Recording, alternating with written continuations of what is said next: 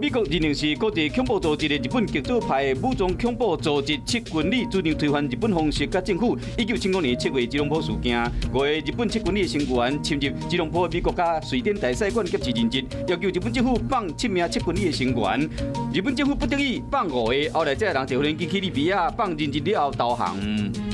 1986年，台湾推出国家标准中文的交换码，由注册会公布，和公民营的机构电脑甲电脑之间交换中文的资讯，会使有一个准证，并且和传输的效率更较悬。标准交换码收录13053中文字，另外佫定2080个罕见的字，和业者编入用户自定区。2009年，前美国总统克林顿借无人机到北韩的平壤会见当时北韩领袖金正日，协商解决华人美国籍记者林志美甲韩国人美国籍的记者李芬娜被扣押的事件。